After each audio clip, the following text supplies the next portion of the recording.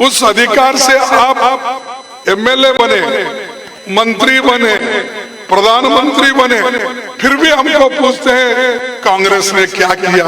मैं पूछता हूं इसमें से कौन सा एक्ट मोदी जी और शाह जी बना के दिए हैं, आप बताइए।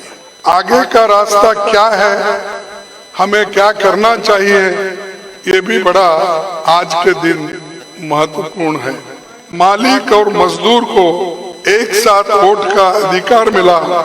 हर अडल्ट स्त्री और पुरुष को वोटिंग का राइट मिला, जो हमारे लोकतंत्र की सबसे बड़ी ताकत है। आपके विदेशी दौर के तुरंत बाद वे कितने देशों में गए, यानी मोदी साहब इधर आना, अदानी साहब उधर जाना, वो कितने बार, और इन देशों में कहां अडानी को ठेका मिला।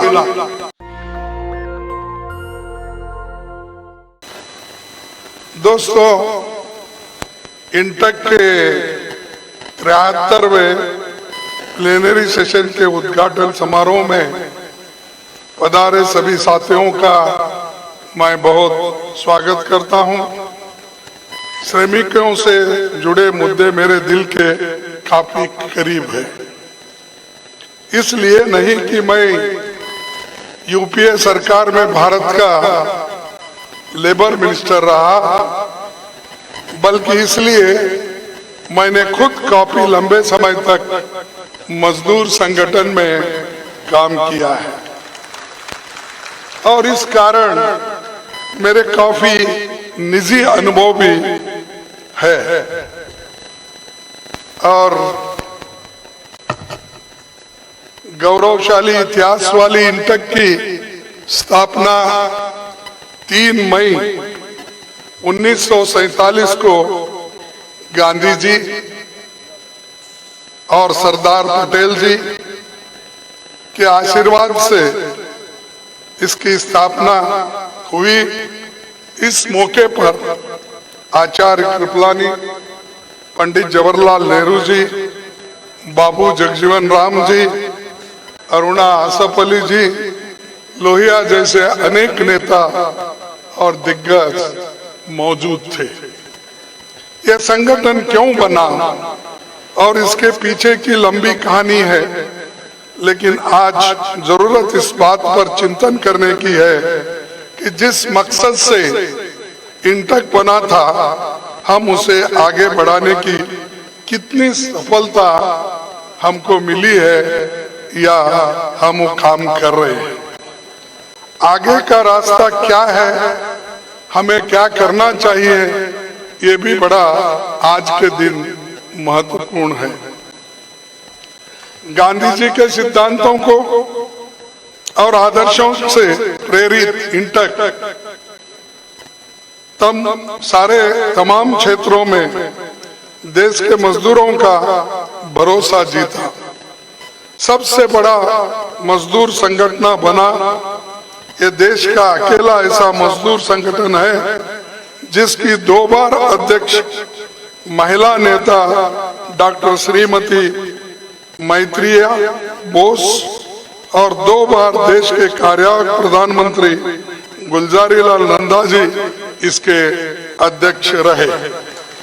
संविधान के बाद भारत में सर्वश्रेष्ठ संविधान बना, जिसमें डायरेक्टिव प्रिंसिपल्स में मजदूरों का खास ध्यान रखा गया। संविधान के आर्टिकल 41, 42, 43, 43A, 43B में श्रमिकों को व्यापक हित और विकास के लिए प्रोविजन किया गया। आगे कांग्रेस की सरकारों के दौरान इनमें आर्टिकल जो 43 की मैं जिक्र किया या 43B की, ये भी इसमें शामिल है। पंडित जवाहरलाल नेहरू जी और बाबा साहेब अम्बेडकर जी की सोच का नतीजा था, जब दुनिया में बड़े बड़े लोकतांत्रिक देशों में सबको वोट का अधिकार नहीं था। उस समय मालिक और मजदूर को एक साथ वोट का अधिकार मिला, हर अडल्ट स्त्री और पुरुष को वोटिंग का राइट मिला, जो हमारे लोकतंत्र की सबसे बड़ी ताकत है। दुनिया में बहुत लोकतंत्र बड़े बड़े देश के, या यूएस हो, यूके हो, फ्रांस हो, इन देशों में महिलाओं को वोटिंग पावर नहीं था एक साथ। कई दिनों के बाद, कई जद्दोजहद के बाद उनको वोटिंग का अधिकार मिला। लेकिन इस देश में जिस दिन संविधान बना, जिस दिन उसका स्वीकार हुआ, उस दिन से स्त्री और पुरुष को, मजदूर को, मालिक को समान वोट मिला। ये कांग्रेस की देन है। बहुत से लोग कहते हैं कांग्रेस क्या की। अरे भाई, आपको अडल्ट फ्रेंचाइज में सबको समान दृष्टि से वोटिंग का अधिकार मिला। उस अधिकार से आप एमएलए बने, मंत्री बने, प्रधानमंत्री बने, फिर भी हमको पूछते हैं कांग्रेस ने क्या किया। तो ये सोचना चाहिए और हमको पीछे नहीं हटना चाहिए। मैं देखता हूँ कभी कभी हमारे मजदूर भाई हो, लीडर भी, नहीं साहब वो मोदी की बहुत जोर चली है, ऐसा हाथ पकड़ के बोले। अरे जनता के सामने किसी की नहीं चलती है। और मजदूर के मूवमेंट के साथ कोई खिलवाड़ नहीं कर सकता। मजदूरों ने अनेक देशों में अपनी हुकूमत बनाई है, मजदूरों की हुकूमत बनी है, तो वो इकट्ठा होने के बाद ऐसा होता है। लेकिन जब इस संस्था में मजदूरों के विचार के खिलाफ जब लोग घुसते हैं, अंदर आते हैं, तब बड़ा नुकसान होता है। क्योंकि उनके विचारधारा को और मजदूरों के कल्याण के विचारधारा को सूझबूझ नहीं खाता। तब वो लोग कुछ ना कुछ करके ऐसे मूवमेंट को दबाते हैं।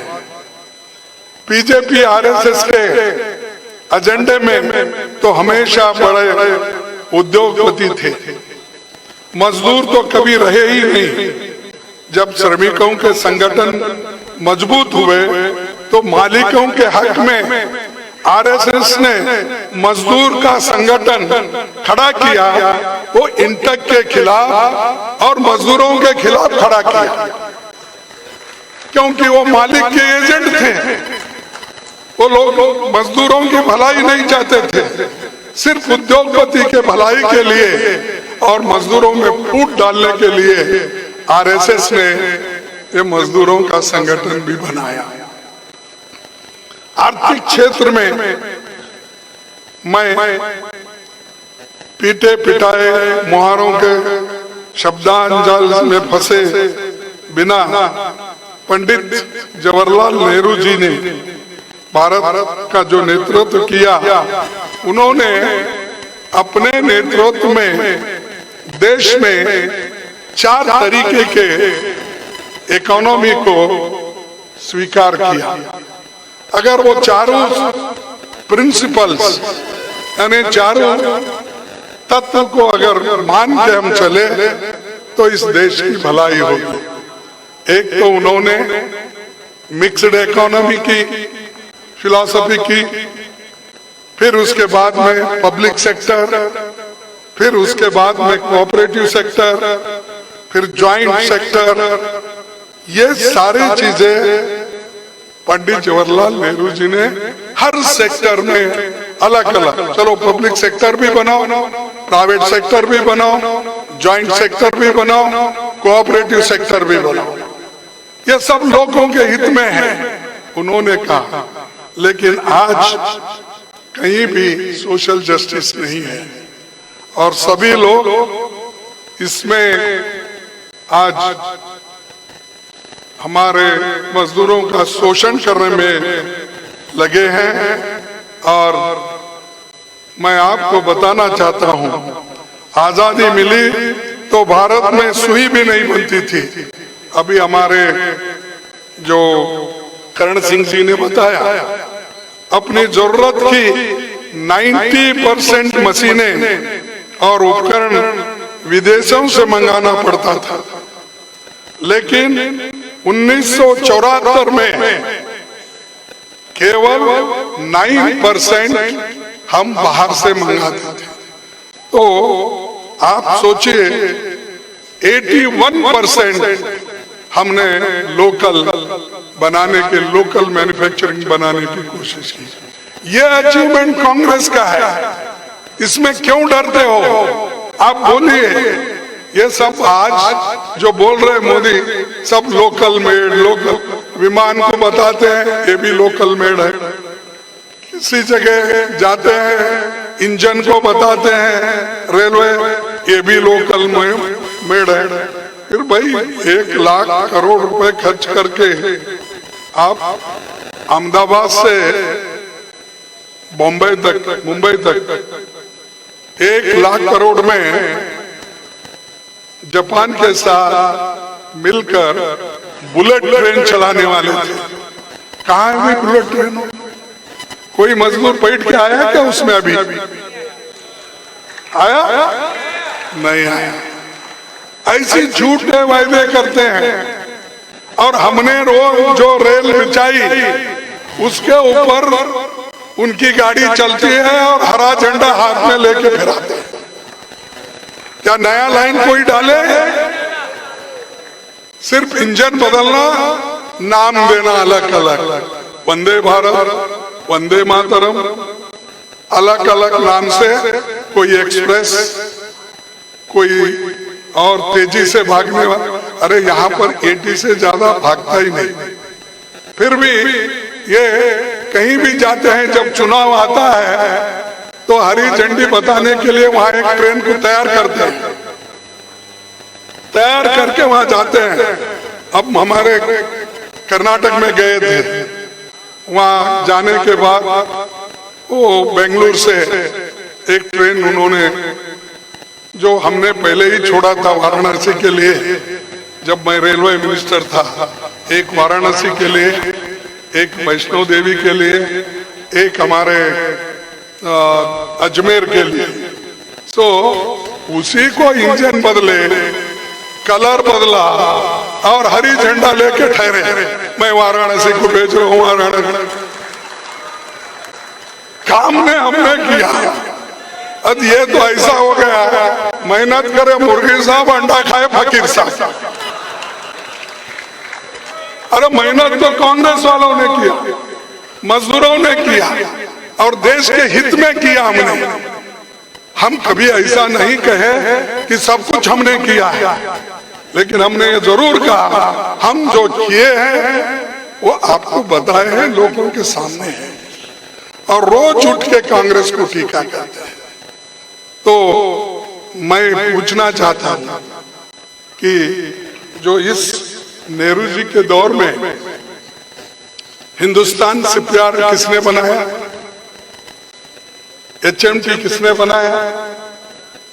BHEL किसने बनाया? स्टील प्लांट किसने डाला? IIT, IIM, AIIMS, national design institute, drug research institute, ISRO, ONGC और रेलवे के कई कारखाने बने।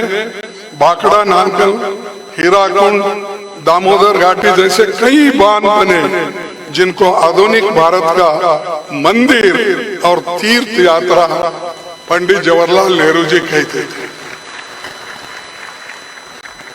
हम आपके जैसे नकली नहीं थे, हम असली हैं, देश को बनाने वाले हैं।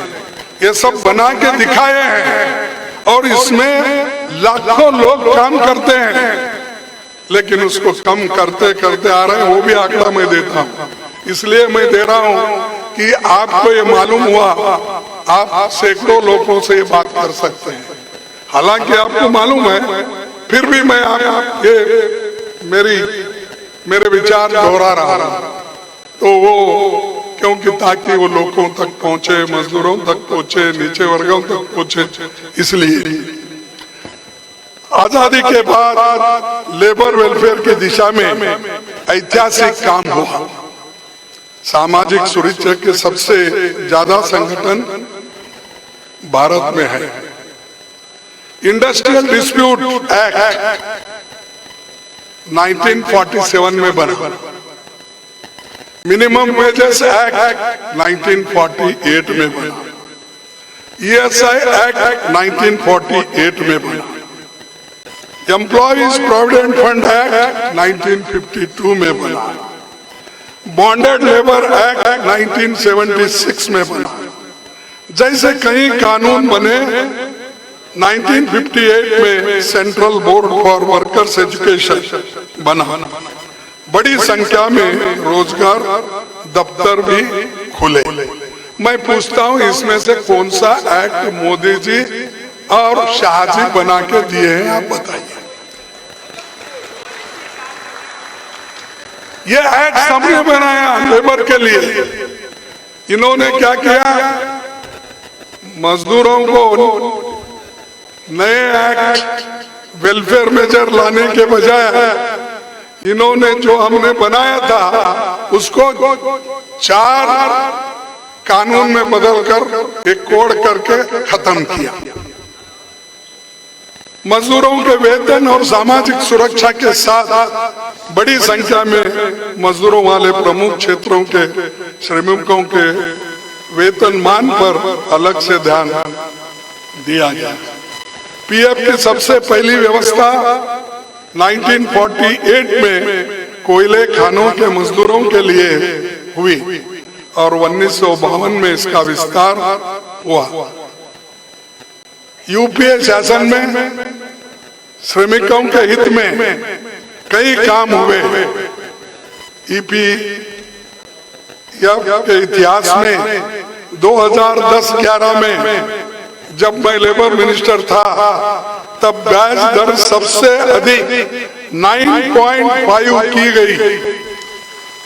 आज तक इन्होंने 9% तक भी नहीं आए, हमेशा 8.5% कुछ है ना, 8.2, 8.5 कुछ भी बोलो। अरे हमने 9.5 किया फिर भी हमारी तारीफ नहीं होती, कांग्रेस की तारीफ नहीं होती, इंटक की तारीफ नहीं होती, क्योंकि ये सब आपके दबाव के वजह से हमने किया, आपके प्रेशर में किया। अगर आप नहीं कहते थे तो हम करने का सवाल ही नहीं था। कोई रोए तो ये दूध पिलाना ना। तो ये जो चीजें हैं इनमें वर्कर्स के लिए कोई नहीं है। और 2010-11 तो 9.5 दिए थे और 2022 तक 500 मिलियन कुशल श्रमिकों के लिए योजना बनाई, स्किल डेवलपमेंट। हमारे समय देश में 10,750 ITI खुले। कितने? 10,750 ITI खुले। इसमें सरकारी 500 ITI हमने खोला। इसलिए खोला कि स्किल वर्कर्स हमको मिले। इन्होंने क्या किया, स्किल डेवलपमेंट अपना एक नाम नया देकर आज तक कोई नए ITI गवर्नमेंट के खोले नहीं, क्योंकि गवर्नमेंट के जब खोलेंगे तभी गरीबों के बच्चे उसमें पढ़ेंगे। अगर ITI अगर प्राइवेट कितना भी करेंगे तो गरीब के बच्चों को, मजदूरों के बच्चों को उसका फायदा नहीं होगा। उसीलिए हमने 500 ITI खोले और 10,750 ITI में ज्यादा से ज्यादा संख्या बना के दी और अपग्रेडेशन भी किए। 100 मल्टी स्किल डेवलपमेंट सेंटर हमने खोला। जर्मनी और दूसरे देशों के सहयोग से इस बाबत ऐतिहासिक काम हुआ और जो नक्सल प्रभावित इलाकों और पूर्वोत्तर हमने खास ध्यान दिया। अनऑर्गेनाइज्ड सेक्टर के लिए 1000 करोड़ रुपए का सामाजिक सुरक्षा फंड बनाया। राष्ट्रीय स्वास्थ्य बीमा योजना उसी वक्त शुरू हो गई। तो आज वो बोल रहे नए नए जुबान, जरा भाषण देने की जुबान रहने से वो जरा ज्यादा बात करते हैं। लोग क्या उनके बातों को मोहित होते हैं?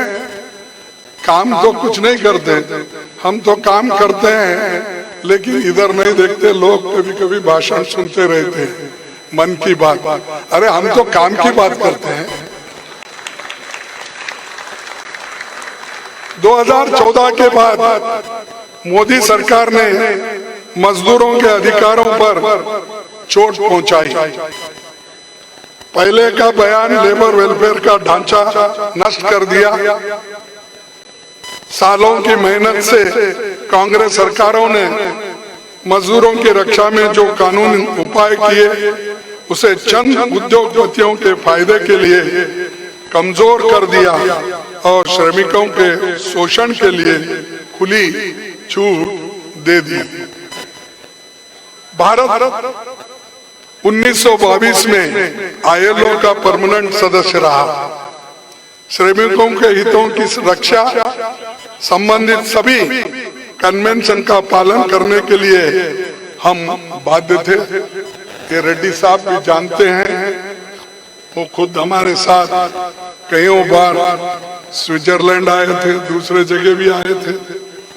तो हमने जितना कन्वेंशन इंप्लीमेंट किए हैं शायद ही दूसरे कोई सरकार नहीं की। और सारे विपक्ष के विरोध के बाद भी लेबर कोड्स को मोदी सरकार ने कोरोना काल में पारित करा दिया, जो ILO कन्वेंशन की भावना के भी खिलाफ था। लेकिन इसके बारे में क्यों नहीं आवाज उठ रहा, मुझे समझ में नहीं आ रहा। अरे पहले हमारे पास छोटी मोटी कुछ गलतियां होती, कांग्रेस के पीरियड में सब रास्ते बंद होते थे, सब जगह टकराव होता था, तोड़फोड़ होती थी। और वो कराने वाले कौन? वही लोग RSS के मजदूर संगठन वाले ही। आज वो गपचुप है, वो कुछ बात ही नहीं करते हैं क्योंकि सरकार उनकी है। और बाकी के वक्त हमको कहते थे रेड्डी साहब को ले जाना, सब पार्टी सब यूनियन का लीडर आगे करना और हमको कहना कि सब यूनियन मजबूत। फिर आप आज कहाँ हो, कहाँ है वो लोग? वो लोग की जबान बंद हो गई, आवाज उठ रही नहीं, कुछ बोलते नहीं है। इतना बड़ा अनएम्प्लॉयमेंट हुआ, इतनी महंगाई हुई, तो उनका आवाज बंद है। लेकिन मोदी सरकार इन काले कानूनों के बाद एक और कानून बनाया। आप समझ सकते हैं ये कौन सी कानून है? हड़ताल करने पर 1 साल की सजा और 10,000 रुपए का जुर्माना। हड़ताल के लिए चंदा या मंच देने वालों पर जुर्माना और जेल का प्रावधान उन लोगों ने किया जिनके भाषणों में दिन में 2 बार तो इमरजेंसी के बारे में बोला जाता है। वो लोग कर रहे हैं ऐसे कानून, जुर्माना करना, जेल में भेजना, ये सारी चीजें वो लोग। और बीजेपी RSS नेता ये तो नारा ऐसा लगाते हैं श्रमेव जयते। ये सुनिए, ESI लाभार्थियों की संख्या 2017-18 में 3 करोड़ 11 लाख थी और वो घटकर 21% गिरकर आज 2 करोड़ 47 लाख हो गई है।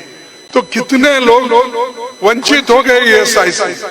और रोज एडवर्टाइजमेंट देखिए, वो ESI पढ़ रहा। हमने इतने कार्ड दिए, इतने लोग जुड़े। लेकिन ये जो है, हमने आंकड़े जो लिए, पार्लियामेंट में जो हम क्वेश्चन डालते हैं, जो प्रश्न पूछते हैं उसी के उत्तर में हमको मिला हुआ है, लेकिन इसके बावजूद भी वो मजदूरों के बहुत, गरीबों के बहुत बड़े नेता और सरकार है। अब दूसरी चीज, मोदी सरकार अमीरों और गरीब बनाने में जुटी है, उसे मजदूर किसान नहीं दिखता। देश के टॉप यानी सबसे ऊपर 5% लोगों के पास 62% दौलत है। 5% लोगों के पास 62% दौलत है, वहीं नीचे 50% लोगों के पास केवल 3% दौलत है।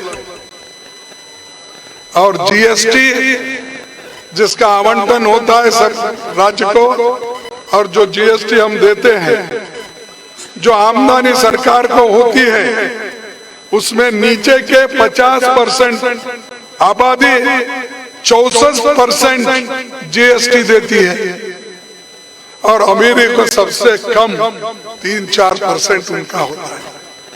लेकिन हमारा पूरा पैसा LIC के थ्रू, बैंकों के थ्रू, सबके थ्रू चलता है।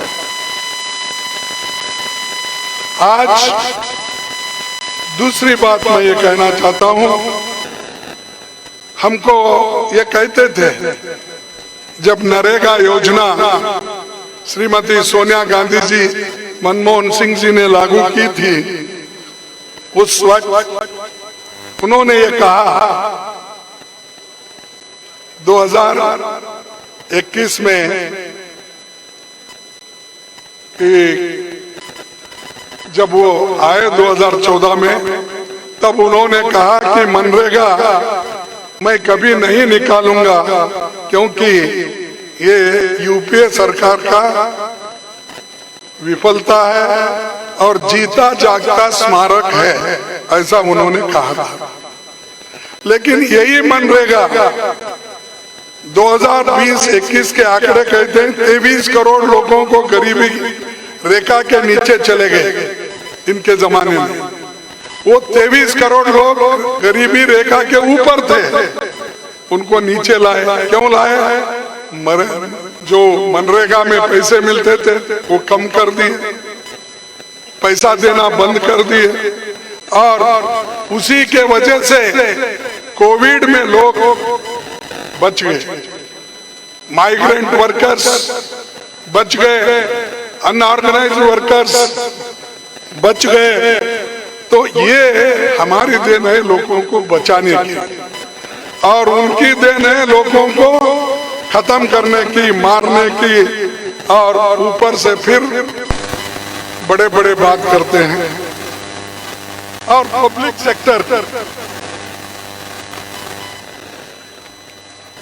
सेक्टर दुनिया भर में भारत की एक अलग अलग पहचान बनाई।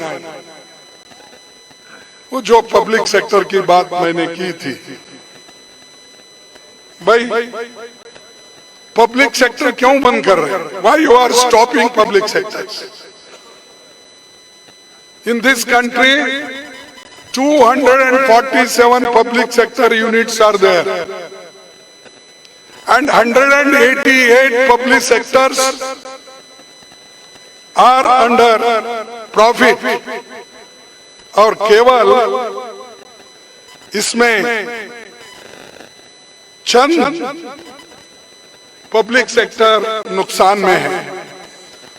और ये जो पब्लिक सेक्टर में हमने फायदा कमाया है या आपने कमा के दिया है, वो है 2 करोड़ 49 यानी 2 करोड़ 49 लाख, और बाकी का जो घाटा है केवल 15,000 करोड़ रुपए है। प्रॉफिट है 2 करोड़ 49 लाख, और घाटा है सिर्फ 15,000 करोड़। तुम बंद कर रहे हो। अरे एक अदानी को 80,000 करोड़ लोन देते हो, लेकिन यहाँ पर जो मजदूर जो पब्लिक अंडरटेकिंग 2 करोड़ 49 लाख फायदा करते हैं, तो उनके पेट पे आप लात मार रहे हैं, बंद कर रहे हैं। गवर्नमेंट का काम बिजनेस करना नहीं है, ये मोदी साहब ने गुजरात में बोला था जब वो चीफ मिनिस्टर थे। फिर बिजनेस करना नहीं है तो क्या है भाई? बिजनेस भी करना, लोगों को एम्प्लॉयमेंट भी देना, सब लोगों को खुशहाली से रखना आपका काम है। इसीलिए तो पंडित जवाहरलाल नेहरू जी का याद आज किया जाता है, लेकिन इनके पास वो नहीं है। मैं थोड़े आंकड़े इसलिए बता रहा हूं, क्षमा कीजिए थोड़ा लंबा हो रहा है, फिर भी हमको बताना होगा। सर, पब्लिक सेक्टर यूनिट्स में 2014 में जब हमारी सरकार थी 13,51,000 लोग काम करते थे। कितना? 13,51,000 लोग काम करते थे। आज मोदी सरकार के अंदर 8,41,000 काम लोग करते हैं। तो आप ही सोचिए कितना कम हो गया। 5 लाख नौकरियां इसी में कम हो गए। और ये कहते हैं हर साल मैं 2 करोड़ नौकरियां दूंगा। कहाँ हुई तुम्हारे 2 करोड़? ये पब्लिक सेक्टर के आंकड़े हैं, मेरे नहीं है। ये पार्लियामेंट में उन्होंने जो दिया है वो है। और बैंक्स में 8,86,000 इतने एम्प्लॉइज थे। आज कितने हैं? 7,80,000। तो करीब 1 लाख लोगों को निकाला गया। रेलवेज में 18 लाख लोग थे, वो घटकर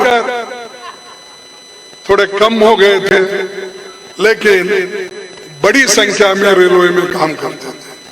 आज 11,08,000 लोग काम करते हैं, तो 7 लाख नौकरियां चले गए। मोदी सरकार एक एक कर तमाम पब्लिक सेक्टर्स को खत्म कर रही है। और ये अश्योर्ड जॉब्स हैं जो गरीबों को मजबूती से ठहरने के लिए, पेट भरने के लिए, बच्चों के स्कूल के जाने के लिए, संसार चलाने के लिए, बेफिक्री से काम करने के लिए इसका फायदा होता है। उस अश्योर्ड जॉब्स को निकालकर आप डेली वेजेस, कॉन्ट्रैक्ट लेबर्स ये बना रहे। तो ये चीजें अमीरों के फायदे के हैं, लेकिन गरीब को नुकसान पहुंच रहा है। और इतने नौकरियां रोज चले जा रहे हैं। और ये जो पैसे आज अमीरों के पास जा रहे हैं, 80,000 करोड़ किसका गया? LIC जो पॉलिसी होल्डर्स है, जो अपने बच्चों के लिए रखते हैं, बूढ़ों के लिए रखते हैं, लाइफ इंश्योरेंस कर लेते हैं, उसमें से निकाल के दिए। हम बैंक में डिपॉजिट रखते हैं, वो निकाल के कर्ज इनको दिया जाता है। और आज हमारे देश में 35 वर्ष आयु के युवा 65% है। उसके जो काम करने के योग्य है 35 के नीचे के, उतने 65% है। उनको कहाँ काम है? तो उनको काम भी नहीं। 2 करोड़ वायदा किए थे वो भी भरे नहीं। कम से कम 30 लाख वैकेंसीज गवर्नमेंट में है, वो तो भरिए। 30 lakh, not 1 lakh, 2 lakh, 30 lakhs vacancies are there. You fill up. Instead of that, Modi ji goes in Vigyan Bhavan or in somewhere in Lucknow, he is giving appointment orders. That the under secretary can do it, not prime minister. ये तो under secretary अपने signature से भेजता है। भाई आप क्यों पर्चे बांट रहे हो अपॉइंटमेंट के? अरे यहाँ 30 लाख वैकेंसी है, भरो। तुम्हारे 18 करोड़ नौकरियां कहाँ गए? वो भी जुमला, वही खुद ही बोलते हैं वो, ये जुमला है। 15 लाख वो भी जुमला है। तो समझ लीजिए जो कुछ मोदी जी और शाह जी कहते हैं वो सब जुमले हैं। ये मैं नहीं कहा, वही लोग कहे और कह रहे हैं। तो जुमले बोलने वालों पर भरोसा मत करो, जो काम करके दिखाए आपके आंखों के सामने है। ये ऑडिटोरियम उन्होंने बना, आप जो बैठे आपके उनके जमाने में बना। तो आप कोई बगैर काम किए हर चीज की क्रेडिट लेते हो और फोटो निकाल, सेल्फी, कहीं भी जाओ एक सेल्फी निकाल। मजदूरों के पास वो तो दूर रहते हैं, ऐसा निकाल लेना। फॉरेन में सेल्फी, अरे ये सेल्फी के लिए जाते हो क्या देश के डेवलपमेंट के लिए, प्रोजेक्ट लेने के लिए जाते हैं? ये उनका काम है। और आज 12 करोड़ लोगों को रोजगार नहीं मिल रहा। वो MSME और दूसरे जो छोटे मोटे कारोबार करने वाले हैं उनको। और आज लोकतंत्र में हमको संविधान बचाने के लिए, लोकतंत्र बचाने के लिए काम करना है। और मैं आपसे विनती करता हूं, अगर ये आप नहीं करेंगे, संविधान नहीं बचाएंगे, लोकतंत्र नहीं बचाएंगे, तो इस देश में डिक्टेटरशिप आएगा और सबको खत्म कर देगा। ये ध्यान में रखिए। संसद को भी सरकार एक रबर स्टैंप बनाई। जैसा हम कुछ बात रखना चाहते हैं गरीबों के ओर से, तभी हमको वहां पर ना मान्यता, ना हमारे कानून को मान्यता। हम जो रखते हैं उनके सामने वो एकदम पास कर लेते हैं। हमारे 15 लोगों को नोटिस मिला, एक महिला सदस्य को सस्पेंड किए। क्यों? अरे वो गरीबों की आवाज उठा रहे थे, अदानी की आवाज उठा रहे थे कि जिसने केवल, मैं उनका आंकड़ा दूंगा कि उन्होंने 2004 में उनकी संपत्ति थी 3000 करोड़। 2004 में कितनी थी? 3000। 2014 में उनकी संपत्ति हो गई 50,000 करोड़। 2021 कोविड के पीरियड में उनकी संपत्ति हो गई 2 लाख करोड़। और 21, 22, 23 में 2.5 साल में उनकी संपत्ति हो गई 12 लाख करोड़। ऐसा कहीं जादू बताओ भाई हमको भी, हम भी बोलेंगे हमारे मजदूरों को, तुमको काम करने की क्या जरूरत है? मोदी के पास ऐसी गोली है कि वो खाते ही आप 2.5 साल में 12 लाख कमा सकते हो। ये मेरे आंकड़े नहीं, उन्हीं के हैं। और ये तो हम, यही है तो हम पार्लियामेंट में उठाए थे, यही दिग्विजय सिंह साहब ने उठाया, यही मैंने उठाया, लोकसभा में राहुल जी ने उठाया और हमारे भाषण को पूरा खत्म कर दिया, निकाल दिया। क्यों भाई? कोई तो अनपार्लियामेंट में उसमें नहीं था। तो मैं आगे बताऊंगा राहुल जी का भाषण क्यों निकाला। उन्होंने क्या पूछा? आपके विदेशी दौरों में अडानी जी कितनी बार गए? क्या ये अनपार्लियामेंट्री है? नहीं। कितनी बार आपको बाद में ज्वाइन किए, यानी आप जाने के बाद फिर वो मिले? क्या ये भी है? आपके विदेशी दौर के तुरंत बाद वे कितने देशों में गए, यानी मोदी साहब इधर आना, अदानी साहब उधर जाना, वो कितने बार, और इन देशों में कहां कहां अडानी को ठेका मिला,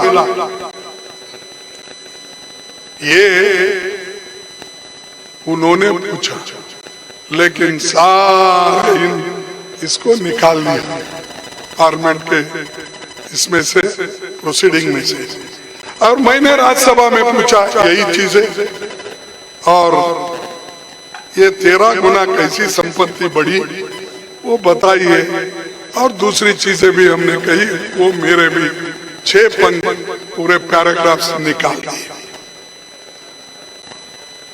ऐसा एक शायर ने ये कहा है, क्या कहा है, बिन मेहनत उसकी किस्मत, बिन मेहनत उसकी किस्मत ऐसी बदली, एक दराई सागर बन बैठा, एक दराई सागर बन बैठा, ये भी कोई बात हुई। और ये बनाने वाले कौन है? मोदी जी है। इसको पब्लिक का पैसा, पब्लिक की प्रॉपर्टी, चलो ये ऐसा है, ये लाइफ इंश्योरेंस से, बैंकों से पैसे ले लो, खरीदो एयरपोर्ट, खरीदो पोर्ट, ये सब highway, solar, wind, gas, media, सबको सीमेंट, सभी खरीदे। किसके पहले से? पैसे से, पब्लिक के पैसे से, पब्लिक की प्रॉपर्टी खरीदे, और सरकार बेच रही है कि करके। तो देख लीजिए इसको, सोचिए इसके बाद, कम से कम अब तो आप जागृत होके एक मूवमेंट तैयार करेंगे, ऐसा मैं समझूंगा। और इसी के लिए तो हम ज्वाइंट पार्लियामेंट्री कमेटी की मांग कर रहे थे। हम चाहते थे भाई पार्लियामेंट के मेंबर मिलके कमेटी बनाएं, वो कमेटी जांच करेगी, यही तो कह रहे थे, इसीलिए तो हमारे लोग लड़ रहे थे, लेकिन सबको नोटिस देके बाहर कर। ये एक तरफ।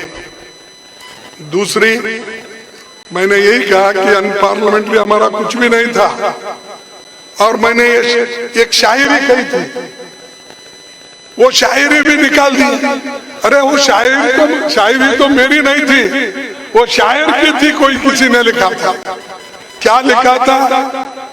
नजर नहीं है, नजारों की बात करते हैं, नजर नहीं है, नजारों की बात करते हैं, जमी पे चांद सितारों की बात करते हैं, जमी पे चांद सितारों की बात करते हैं, वो हाथ जोड़कर बस्ती को लूटने वाले, वो हाथ जोड़कर बस्ती को लूटने वाले भरी सभा में सुधारों की बात करते हैं।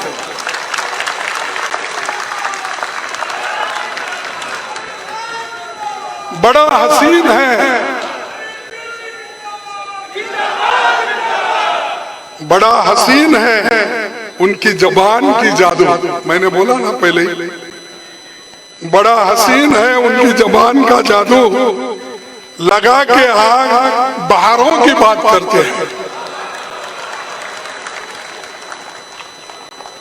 मिली कमान तो अटकी नजर खजाने पे है, मिली कमान तो अटकी नजर खजाने पर, नदी सुखा के किनारों की बात करते हैं।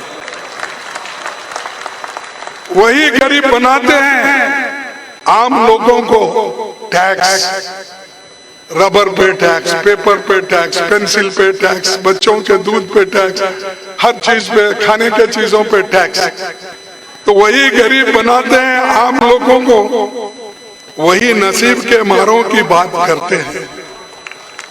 ये है, मैंने मोदी जी साहब वो सरकार के विरोध में कहा था, लेकिन ये भी अनपार्लियामेंट्री बोले। आप ही बताइए इसमें अनपार्लियामेंट्री क्या है? क्या है? असंसदीय क्या है? किसी को ठोस कर किसी ने, कवि ने, किसी शायर ने ये कहा, मैंने कहा मेरा कसूर क्या है? मैंने बताया, एक शायर ने ऐसा बताया तो ये भी निकाल दिया। आज भारत का अनऑर्गेनाइज्ड सेक्टर कम से कम 44 करोड़ लोगों के हालत बहुत बुरी है। रोज 105 मजदूर आत्महत्या कर रहे हैं। 2019 से 2021 के बीच 1,12,000 दिहाड़ी मजदूरों ने आत्महत्या की और उसकी चिंता सरकार को नहीं है। सरकार दावा करती है कि जैसे हर तरफ हरियाली खुशहाली है। भारत को आजादी 1947 में मिली, लेकिन बीजेपी आरएसएस ये समझती है कि उनको आजादी 2014 से मिली, क्योंकि उनके लोग कोई मरे नहीं, कोई गए नहीं, कोई सूली पे चढ़े नहीं, उनको क्या मालूम था बेचारों को। तो वो 2014 में आजादी मिली समझते हैं। लेकिन जो लोगों ने, जिन पार्टी ने, जिन नेताओं ने जेल झेली, मार खाए, लाठी खाए, उनको मालूम होता है। भाई आपको क्या था? आप तो गद्दी पे बैठे हैं, सुख चैन से सरकार कर रहे हैं और हर जगह जाना, टिंगल उड़ाना।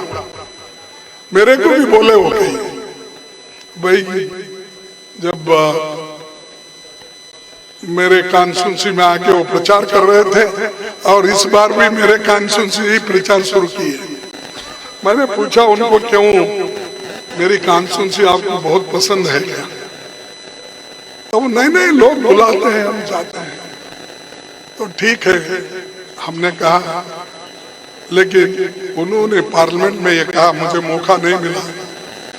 भाई ये गरीब वहां से जो चुनाव में ठहरे थे, वो हारने के बाद वो बोल रहे कि मेरे को गरीब को हराए, गरीब को हराए।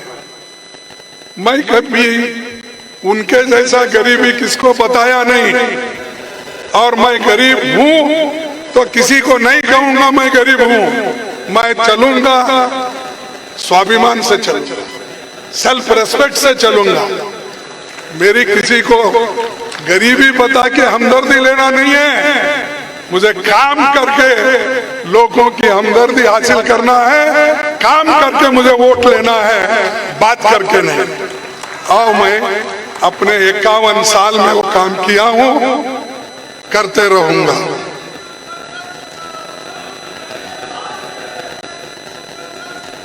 और आज इसकी भी बात वो नहीं करते।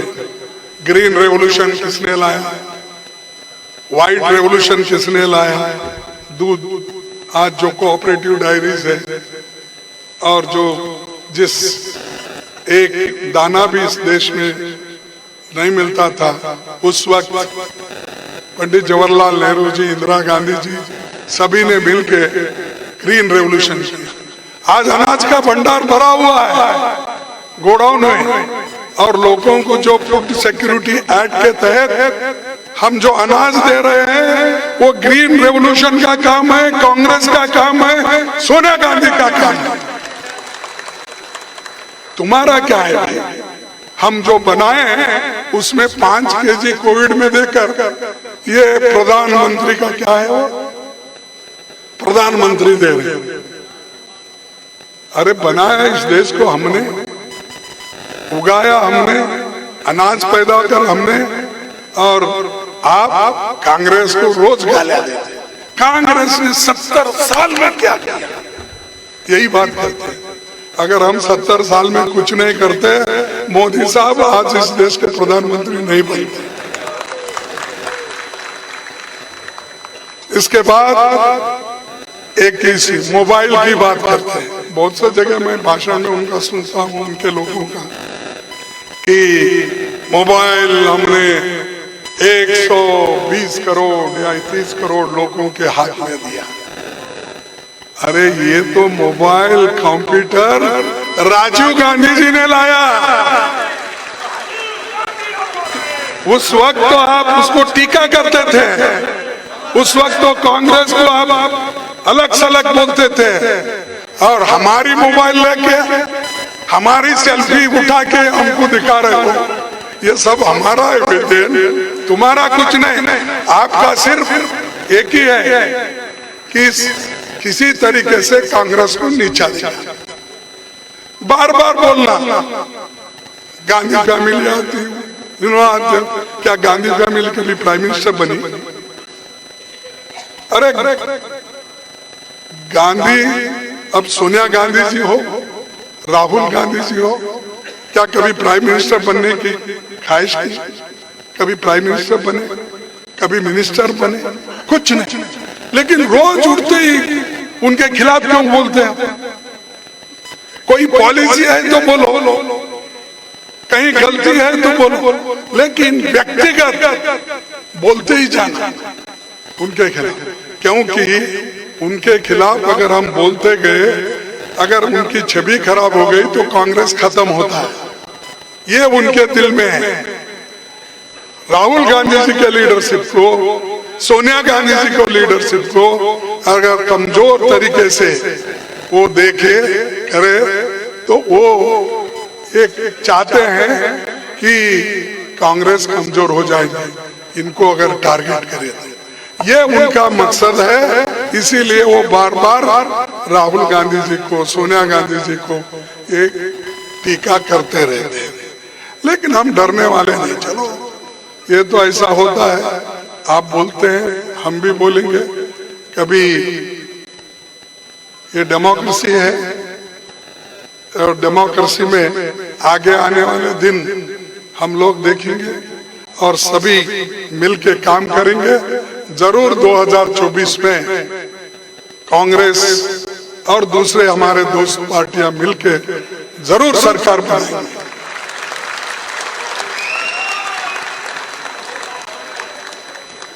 या हम सबकी कोऑपरेशन से बनेगा, कलेक्टिवली बनेगा। तो आप बार बार छाती ठोक के नहीं करते। मैं देखा पार्लियामेंट में बार बार यही कहते हैं, ये मोदी एक तरह, सारे अपोजिशन एक। भाई इतनी कमेंट नहीं करना चाहिए। हाँ, मोदी अकेला एक तरफ। अरे तुम अकेले हो, बीजेपी पार्टी है तुम्हारे साथ, आरएसएस है तुम्हारे साथ, दूसरे लोग हैं तुम्हारे साथ। आप बेचारे इनको बनाने वाले तो घर में बैठ गए, और इन अकेला छाती ठोक ठोक के बोलते हैं मैं अकेला काफी हूं सबके लिए। 56 इंच जरा कमजोर हो गया, जरा 1 इंच कम हो गए जैसा दिख रहा, देखेंगे फिर। मैं 56 इंच की बात नहीं करता, लेकिन जो आदमी अपने आप को इतना घमंड से बात करता है, जनता उसको डेमोक्रेसी में सहन नहीं करेगी। ये लोकतंत्र है। इसीलिए मैं उनको यही कहना चाहता हूं, कम से कम ये ऐसी बातें बोलने का तो आप छोड़ दीजिए, और जाकर एक तरफ तो प्रजातंत्र की बात करते हो, क्या कहते हो भाई, लोग हमको चुने हैं लोकतंत्र की, लेकिन जहां जहां लोकतंत्र के उसूलों के अनुसार हमारी पार्टी जीती, मध्य प्रदेश में हमारी पार्टी जीती, किसने खरीदी पड़ोस करके सरकार बनाया तोड़ फोड़ के। कर्नाटक में हमारी सरकार थी, महाराष्ट्र में थी, गोवा में हमारी मेजॉरिटी थी, मणिपुर में क्या किया, ये सब आपके सामने है। और यही लोग डेमोक्रेसी की बात करते हैं। चुने हुए प्रतिनिधि को वो बुला लेते हैं, डराते हैं, ईडी का, इनकम टैक्स का, सीबीआई का डर उनको बिठाते हैं, और हमारे ऊपर डर बिठा के पाप बेचारे को लेते हैं और कहते हैं कि भाई ये इनकम टैक्स में है, वो फलाने में है, इसको ये कलंकित है, कांग्रेस से चुना है, उसको डराते हैं। लेकिन वही कांग्रेस का आदमी, वही किसी और पार्टी का आदमी, वो जब बीजेपी में लेते हैं ना, तब वो पवित्र हो जाता, क्योंकि उनके पास बहुत बड़ा वॉशिंग मशीन है। शाह और मोदी जी के पास इतना बड़ा वॉशिंग मशीन है, उस वॉशिंग मशीन में ये लोगों को डालते ही वो क्लीन हो जाता। तो ऐसे लोगों से हमको सीखना नहीं है, आपको भी सीखना नहीं। इसीलिए मैं तो वो तो जब तो